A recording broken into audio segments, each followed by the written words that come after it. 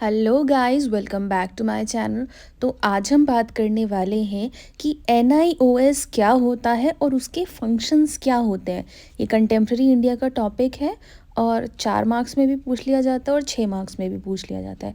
तो चलिए देखते हैं। तो सबसे पहले देख लेते हैं कि NIOS की फुल फॉर्म क्या है। NIOS stands for national institute of open schooling. इसकी फुल फॉर्म क्या है? National institute of open schooling, जिसको हम ओपन स्कूल्स भी कहते हैं। It is an autonomous organization established by ministry of education, government of India. Autonomous organization मतलब कि ये खुद में ही काम करेगा, कोई भी इस ऑर्गेनाइजेशन में आउटर बॉडी इंटरफेयर नहीं कर सकती है। ठीक है, ये किसने एस्टैब्लिश करा था? मिनिस्ट्री ऑफ एजुकेशन ने एस्टैब्लिश करा था, इंडिया की गवर्नमेंट ने। ठीक है। It offers open and distance learning programs at school level, allowing learners to learn at their own pace। यानी कि ये डिस्टेंस प्रोग्राम्स हमें प्रोवाइड करता है स्कूल लेवल्स पे, जैसे कि इग्नू है। इग्नू हमें आफ्टर 12th प्रोग्राम्स हमें प्रोवाइड करता है और NIOS हमें ओपन स्कूलिंग में स्कूल लेवल तक के प्रोग्राम्स हमें प्रोवाइड करता है। It provides opportunities for students who dropped out of formal schooling और faced difficulties in attending normal schooling। ये क्या करेगा? ये बच्चों को अपॉर्चुनिटीज़ देगा। किन बच्चों को देगा? जिन्होंने या तो स्कूल को ड्रॉप आउट कर दिया है या फिर वो किसी वजह से डेली स्कूल नहीं आ सकते हैं, तो उनको क्या करेगा? नॉर्मल स्कूलिंग का एक डिग्री प्रोवाइड करेगा। लेकिन हाँ, उसके लिए पढ़ना पड़ेगा, एग्ज़ामिनेशन भी देना पड़ेगा।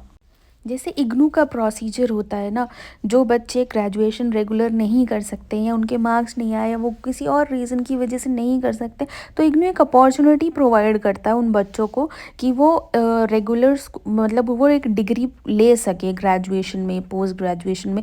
इसी तरीके से ये स्कूल लेवल में काम करता है। It follows a learner-centric approach catering to diverse educational needs of students। ये एक learner-centric approach यानी कि जो हम child-centric approach की बात करते हैं उसी को ये फॉलो करता है और जो बच्चों की diverse needs हैं उसको टैकल करता है। It offers wide range of subject courses allowing students to choose subject based on their interest। बहुत सारे कोर्सेज ये प्रोवाइड करता है और बच्चों को ऑप्शन देता है कि बच्चे अपने अकॉर्डिंगली उसको सब्जेक्ट को चूज़ कर सके। ये कहाँ से कहाँ तक की स्कूलिंग प्रोवाइड करता है? 1st से 12th तक की स्कूलिंग ये प्रोवाइड करता है। It conducts examination to evaluate students learning outcome and award them with recognise certificates. ये क्या करेगा? ये आपको इवेलुएट भी करेगा, एग्जामिनेशन भी होंगे। ये नहीं कि बस आपने एनरोल कर दिया है और उसके बाद आपको उस क्लास की डिग्री मिल जाएगी, नहीं, आपको इसका एग्जामिनेशन भी देना पड़ेगा, पास भी करना पड़ेगा, इस तभी आपको ये सर्टिफिकेट प्रोवाइड करेगा। ये जो है ये ड्रॉप आउट्स को रिड्यूस करता है और लाइफ लॉन्ग लर्निंग को प्रमोट करता है। जैसे कि अगर हम देखें, अगर कोई बच्चा 9th में फ़ेल हो गया है, अब उसको इच्छा नहीं है कि वो 9th को रिपीट करे या उसके पेरेंट्स को इच्छा नहीं है कि वो 9th को रिपीट करे, तो वो क्या करेंगे? वो डायरेक्ट 10th क्लास में NIOS में उसका एडमिशन करा सकते हैं या फिर 10th क्लास में उसका एडमिशन करा सकते हैं। तो वो बच्चा ड्रॉप आउट नहीं करेगा, पढ़ाई नहीं छोड़ेगा। वोकेशनल एजुकेशन भी ये प्रोवाइड करता है ताकि बच्चों के अंदर स्किल डेवलपमेंट हो और प्रैक्टिकल स्किल्स आए उनके अंदर और वो अर्न कर सकें उस एजुकेशन से जो उन्होंने हासिल करी है। तो मेन इसका फोकस क्या है कि ड्रॉप आउट्स इसको कम करने हैं, यूनिवर्सलाइजेशन ऑफ एलिमेंट्री एजुकेशन का जो ड्रीम है उसको फुलफ़िल करना है। जो बच्चे नॉर्मल स्कूलिंग को अफोर्ड नहीं कर सकते हैं किसी भी रीज़न की वजह से, उनके लिए क्या करेगा? उनके लिए भी अपॉर्चुनिटी है कि वो स्कूल में आके पढ़ें।